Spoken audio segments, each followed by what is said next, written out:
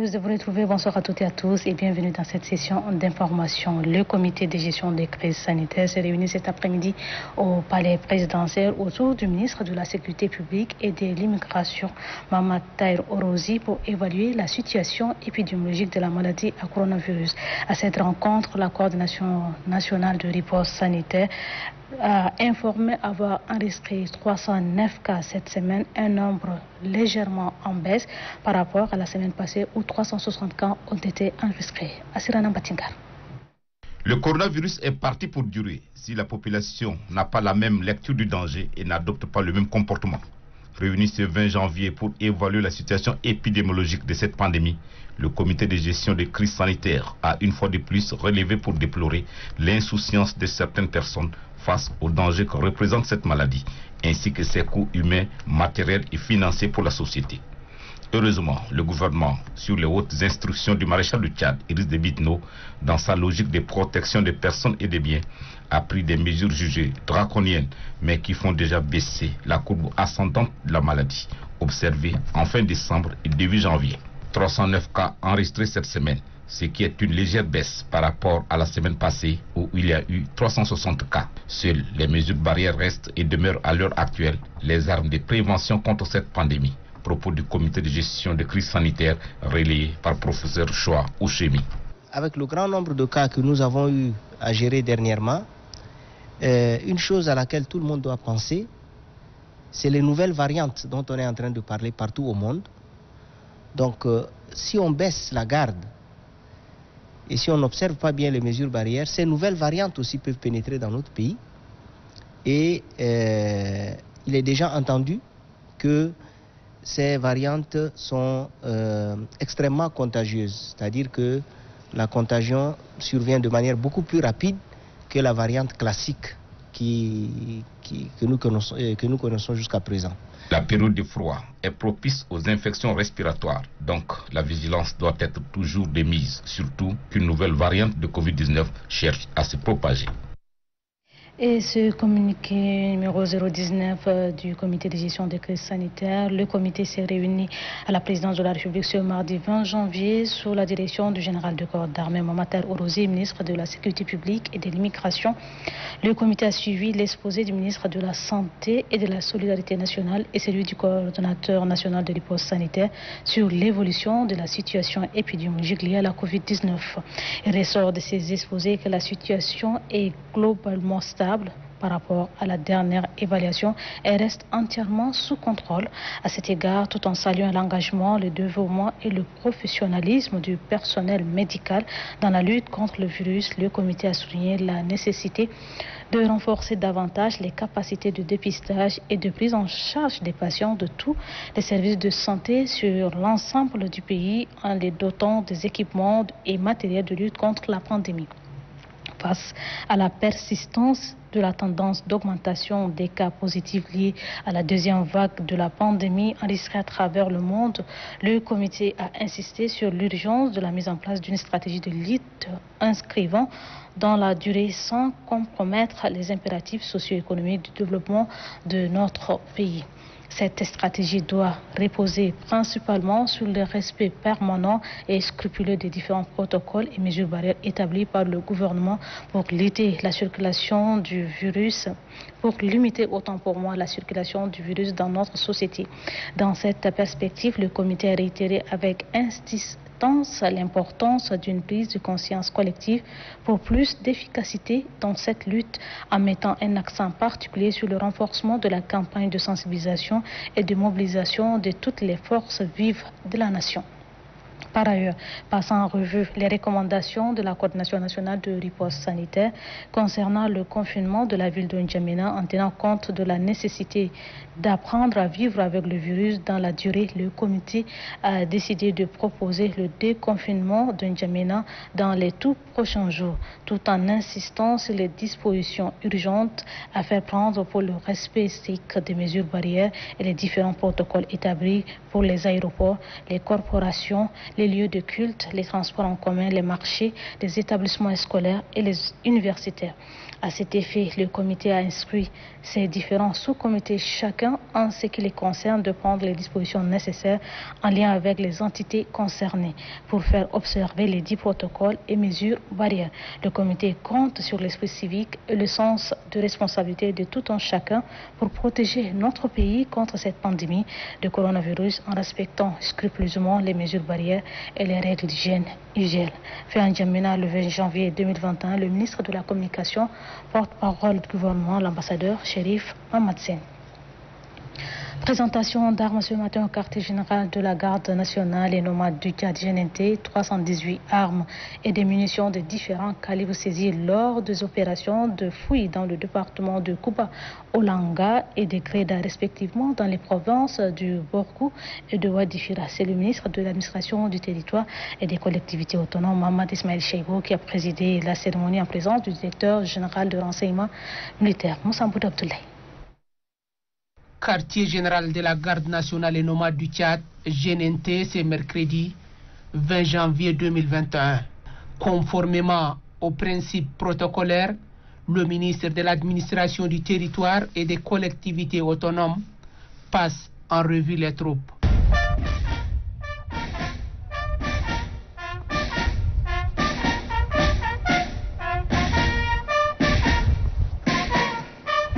À la GNT, le ministre Mohamed Ismail Cheibo est venu apprécier le travail abattu par le zèlement de cette institution. Ce sont 318 armes de différents calibres saisies lors des opérations de fouilles dans le département de Koba-Olanga, dans le Borkou et Greda, dans le Wadifira, qui ont été présentées. C'est le résultat des opérations qui ont duré 2 mois. Au nom du commandant de la garde nationale et nomade du Tchad, le directeur de cabinet Mohamed Taher Difi rassure de la détermination de la GNT à poursuivre la mission de désarmement sur toute l'étendue du territoire pour la sécurité et la quiétude de la population. 201 armes récupérées dans le département de Kouba-Olanga et les 117 armes dans le département de Greda. L'effort des éléments de la GNT est salué par le ministre de l'administration du territoire et des collectivités autonomes. Vous avez prouvé aux yeux de l'opinion nationale que les instructions données par les chefs suprêmes des armées s'exécutent normalement. Je voudrais, au nom des chefs suprêmes des armées, vous présenter toutes mes félicitations et mes encouragements pour le travail bien accompli. Mohamed Ismail Cheibo a réaffirmé la volonté du gouvernement d'assurer la sécurité de la population. Il appelle les civils détenant des armes à feu de les rendre aux autorités compétentes. Le comité de pilotage du programme d'appui au développement local et à la finance inclusive au Tchad lancé depuis 2020 s'est réuni ce matin dans un hôtel de la place. L'objectif, présenter le rapport d'activité et faire des propositions pouvant permettre au gouvernement de relever les défis liés à l'exécution de ce programme dirigé par le président de pilotage, par ailleurs ministre de l'économie Issa Doubragne. Les assises ont regroupé plusieurs membres du gouvernement impliqués et les partenaires impliqués dans la mise en œuvre de ce projet. Marali Joséphine. Ce programme d'appui au développement local et à la finance inclusive au Tchad est l'une des initiatives prises par le gouvernement pour favoriser la réinsertion socio-économique des femmes et des jeunes des provinces du pays. Le programme prévoit plusieurs activités, notamment la construction des infrastructures routières, des centrales électriques, des aménagements agricoles, des marchés publics et bien d'autres. Pour la phase pilote de ce projet, c'est la province de la Tandilé qui a été retenue. Cette séance de travail qui regroupe les ministères sectoriels consiste à présenter le rapport détaillé de l'année passée, le plan de travail annuel et d'étudier les possibilités de mobilisation des ressources financières pour des réalisations concrètes. Une occasion pour le président du comité de pilotage d'énumérer un certain nombre de réalisations, et ce, malgré la crise sanitaire due à la Covid-19 et l'enclavement de la zone pilote. Pour la réussite du programme, un accent particulier doit être mis sur la mobilisation des ressources financières, relève le président du comité de pilotage. Le plan de travail 2021, adopté autour de 14 millions de dollars, permettra la mise en œuvre rapide avec l'implication des ministères concernés, des activités par exemple de microfinance, inclusive des AGR bien entendu, et les autres activités telles que les ouvrages concernant les centres multifonctionnels. Pour l'atteinte des objectifs fixés, le ministre de l'économie, de la planification du développement et de la coopération internationale, Dr Issa Doubrin, insiste sur le renforcement des capacités des acteurs impliqués. Le secrétariat général du gouvernement a organisé ce matin à l'ENA une journée d'accueil aux nouveaux recrues mise à la disposition de ce département, initiative pour permettre aux nouveaux agents du SGG de s'imprégner des rouages du travail afin de mieux s'intégrer dans le travail. Le point avec Mamasita Paka. Ils sont 80 agents nouvellement recrutés et mis à la disposition du secrétariat général du gouvernement à être outillés à cette journée d'accueil et d'immersion. Un espace d'information et d'échange qui a pour but de mettre ces jeunes en situation professionnelle pour mieux maîtriser les rouages et de contribuer à la performance de ces départements. Une initiative appréciée à sa juste valeur par le ministre de la fonction publique, de l'emploi et du dialogue social. J'apprécie aussi à leur juste valeur les thématiques qui seront développées à l'occasion de cette journée, présentées par d'éminentes personnalités. Je dirais aussi aux jeunes recrutés que désormais, l'engagement qui vous lie à l'État requiert de vous le culte des résultats, la recherche de la perfection en cultivant la loyauté, l'humilité, la probité, le respect et la courtoisie. Pour sa part, la ministre secrétaire générale du gouvernement chargée des relations avec l'Assemblée nationale et de la promotion du bilinguisme dans l'administration a invité les directeurs et chefs de service de son département à transmettre leur savoir-faire aux nouvelles recrues. Par ces présentations, vous allez vous rendre compte non seulement de la noblesse de votre mission d'agent du service public, mais également du rôle charnière du SGG dans le gouvernement et dans l'administration tchadienne. Je voudrais de ce fait inviter tous les agents, en particulier les directeurs généraux, l'inspecteur général, les coordonnateurs, les directeurs généraux, les directeurs et chefs de service, bref, tous les responsables du SGG, à réserver un accueil chaleureux aux nouvelles recrues. Après la cérémonie, les deux membres du gouvernement ont pris place dans la salle pour participer aux échanges.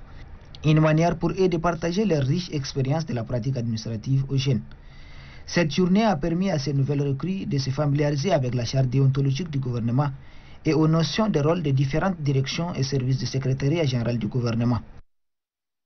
Le secrétaire d'État à la santé publique, Dr Djiddi Ali Sougoudi, a présidé ce matin deux réunions de restitution des missions d'inspection effectuées respectivement à l'hôpital Chérif Kasser et l'hôpital de Farcha. Cette rencontre a permis de présenter au secrétaire d'État le rapport axé sur les difficultés matérielles, financières et médicales de ces deux structures sanitaires. Mohamed Omar Moussal. Cette rencontre entre le secrétaire d'État à la santé publique, Dr Djiddi Ali Sougoudi, et le comité d'inspection du ministère de la Santé publique a pour objet de restituer la mission d'inspection effectuée en août 2020 à l'hôpital Le Sultan Kachar Kasser dans la commune du 3e arrondissement. Sont contenus dans ces rapports le résultat d'évaluation des activités médicales, administratives, la situation matérielle et financière de cette structure sanitaire. Après avoir écouté le comité d'inspection et les responsables du hôpital, le secrétaire d'État à la santé publique, Dr Djiddi Ali Sougoudi, les interpelle au sérieux travail et à l'hygiène. Je vous invite à l'esprit du bon travail, du travail bien fait. Chacun d'entre vous doit se mobiliser pour bien faire son travail d'abord, avant de penser aux ressources. C'est un travail de chaîne qui donne l'excellence. De cette étape, le secrétaire d'État à la santé publique et la délégation qui l'accompagne se sont rendus à l'hôpital de la paix de Farcha pour le même travail. Dans cet hôpital, le rapport relève une mauvaise gestion des ressources humaines, matérielles, médicamenteuses, l'abandon des postes et le faible taux de recouvrement des recettes. C'est pourquoi le secrétaire d'État à la santé publique invite les responsables à la bonne gestion de la chose publique. À Farcha ici, vous faites bien votre travail, mais pas assez. Pas assez pour vous dire tout va à 100%. Vouloir les 100%, ce n'est pas vrai. Mais vouloir un travail bien fait pour aider la population à avoir des soins, on ne transige pas. On va vraiment exiger. Donc il faut bien servir cette population du premier arrondissement pour que l'hôpital soit vraiment accueillant. Pour le secrétaire d'État à la santé publique, Dr Djiddi Ali Sougoudi, tous ces efforts contribuent à l'amélioration des conditions de travail afin d'assurer à la population tchadienne des soins de qualité. La Chambre de commerce, d'industrie, d'agriculture, de mines et d'artisanat CCAMA a lancé ce mercredi sa campagne de sensibilisation contre la Covid-19. Les membres de l'organe se sont rendus au marché central de la ville de N'Djamena et à Koundoul pour distribuer des kits de protection et vivre aux forces de défense et de sécurité. Omar Brahim. Touchés par les mesures de restriction contre la Covid-19, les opérateurs économiques se lancent dans la sensibilisation. Ceci après la réouverture des marchés par le gouvernement. Le marché central de N'Djamena a constitué le point de départ pour cette campagne de sensibilisation. L'objectif visé selon le premier vice-président de la CCAMA est de sensibiliser les opérateurs économiques et les commerçants sur le respect des mesures barrières. La présidente de la section transport-transit à la CCAMA revient quant à elle sur l'importance du port de masque.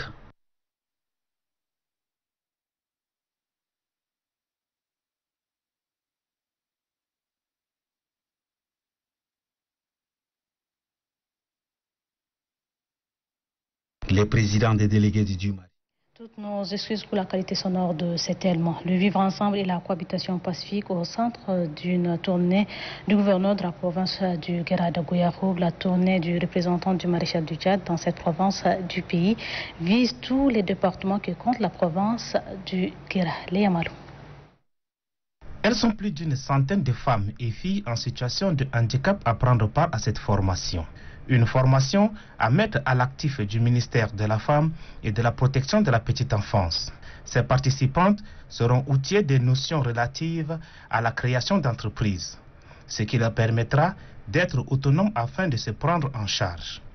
Le directeur des personnes handicapées, Kaïrim François, qui se réjouit de cette formation, appelle les bénéficiaires à l'assiduité pour en tirer profit. Selon la directrice générale du ministère de la Femme et de la Protection de la Petite Enfance, cette formation vient répondre à une situation sociale. Force est de reconnaître et de constater que les conditions de vie des femmes vivant avec un handicap dans nos pays sont très difficiles, voire préoccupantes. Notre devoir, en tant que ministère de la Femme et de la Protection de la Petite Enfance, est d'intervenir pour faire cesser cette situation d'injustice qui n'a que trop duré.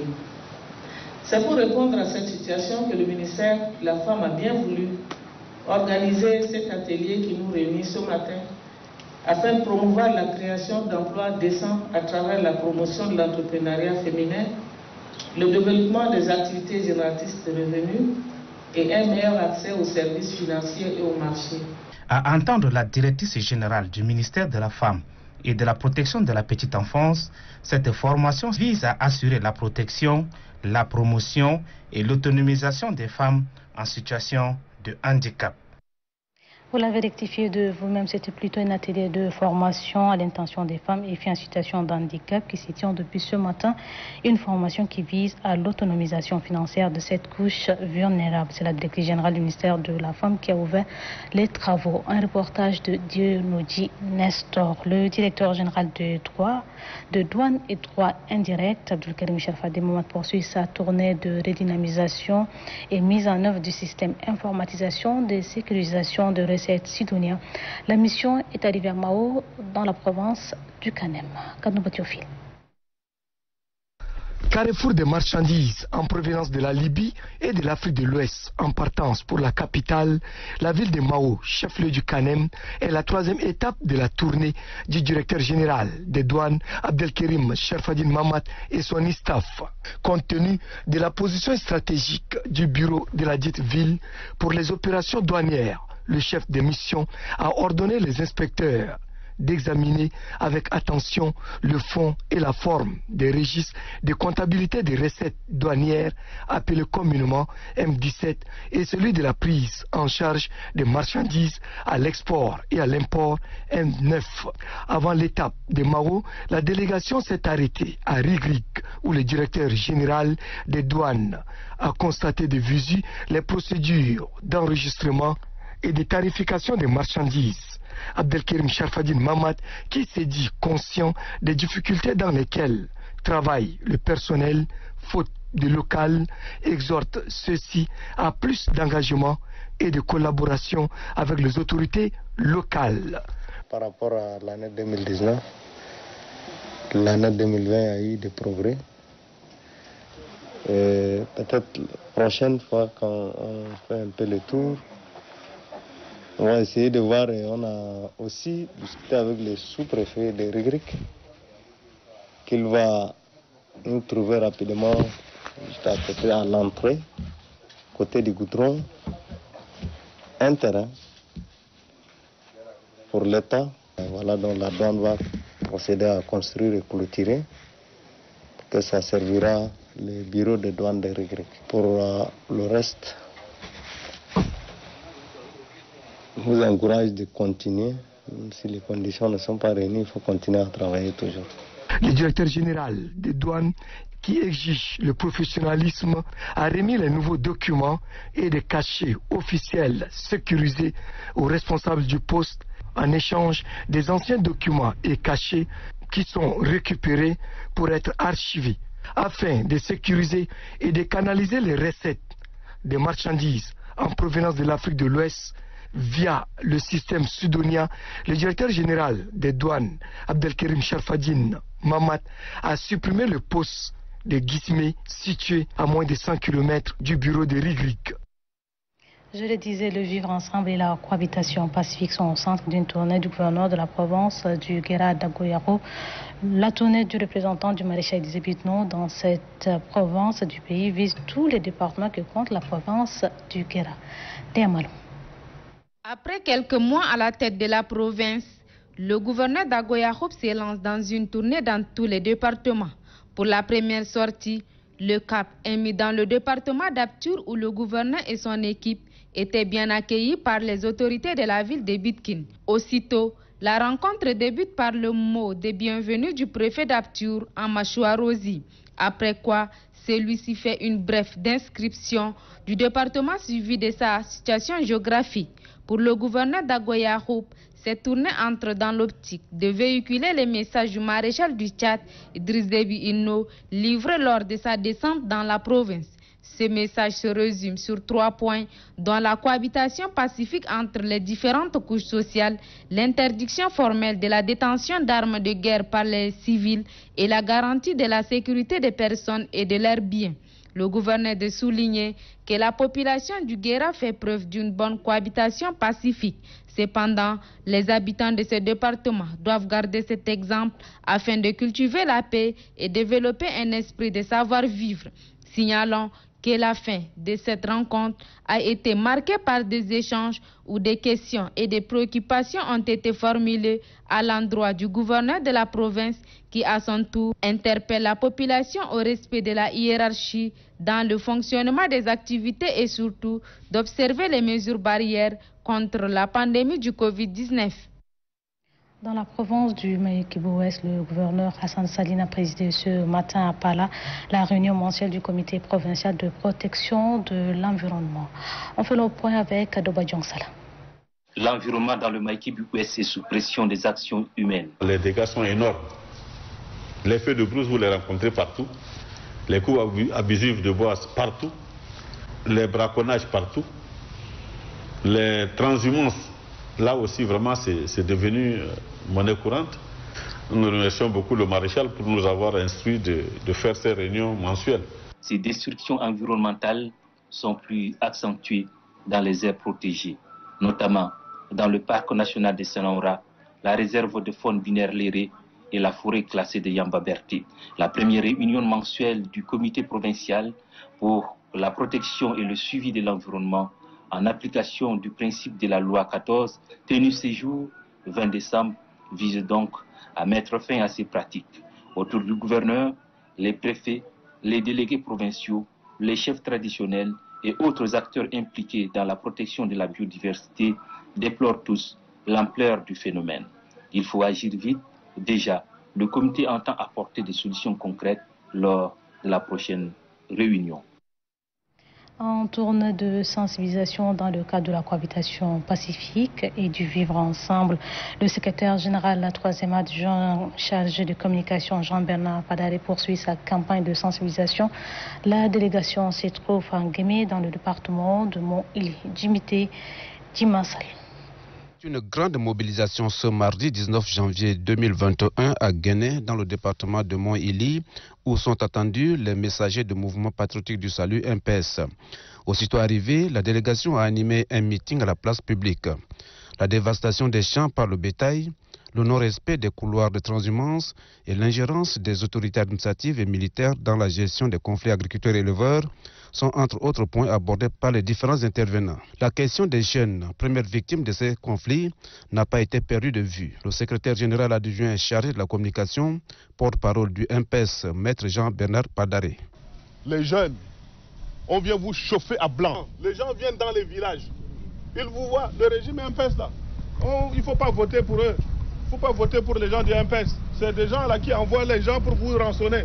Après Guinée, cap a été mis sur Kim, dans le département de Mayo-Bonei, toujours dans la province du Mayo-Kébi-Est.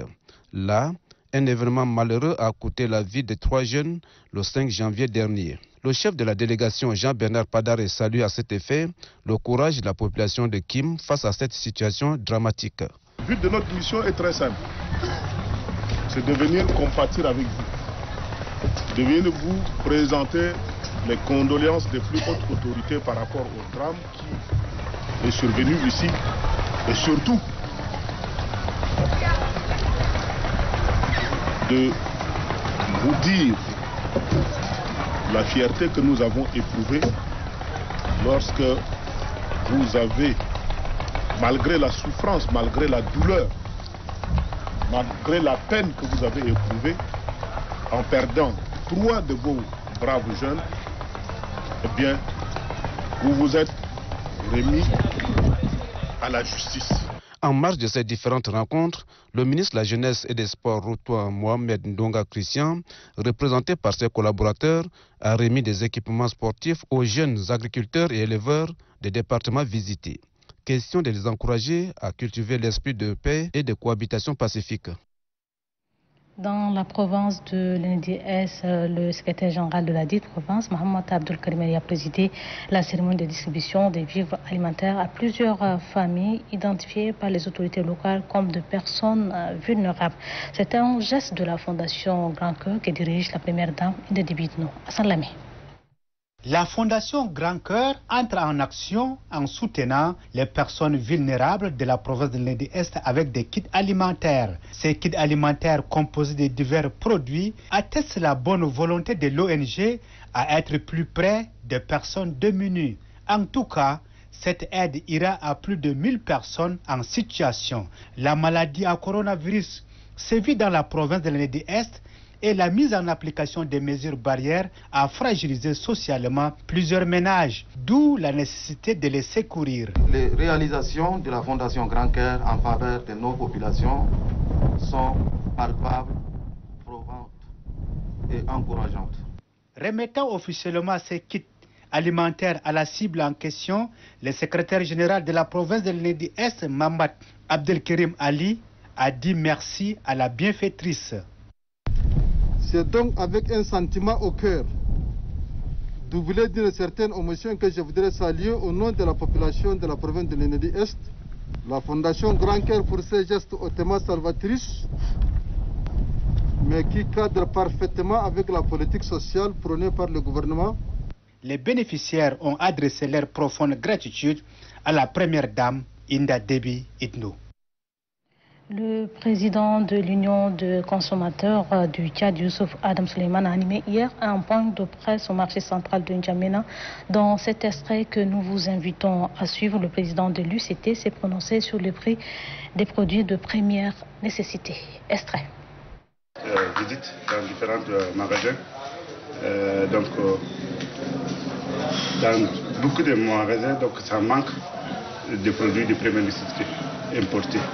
Si cela ajoute les pénuries et les spéculations, donc ça sera catastrophe dans les ménages des consommateurs. D'après notre investigation, les opérateurs économiques nous font savoir qu'il y a bras de fer entre la direction de douane et donc c'est pourquoi nous envisageons, nous suggérons au gouvernement de trouver une solution.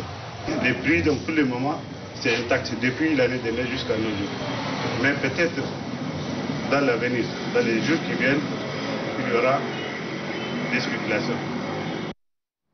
Comment se présente la situation épidémiologique de la maladie à coronavirus de ce mercredi 20 janvier 2021 sur 716 échantillons analysés, 35 cas confirmés dont 11 contacts des précédents cas, 32 en Djamena, 1 au Sila et 2 au Guéra, 8 guéris portant le total à 2178, 0 décès total, décès 114, 720 malades sous traitement. La coordination nationale de riposte sanitaire invite la population à rester sereine, solidaire, vigilante et rappelle au respect strict de mesures barrières, notamment la distanciation physique en cas de signes tels que toux, fièvre, éternuement et difficultés respiratoires, appelez gratuitement le 1313 à la signature, professeur Chouaouchemi, coordinateur national de riposte sanitaire. Et sur ce, c'est la fin de cette édition. Merci à vous, très belle soirée à toutes et à tous. Bonsoir et à demain, Inch'Allah.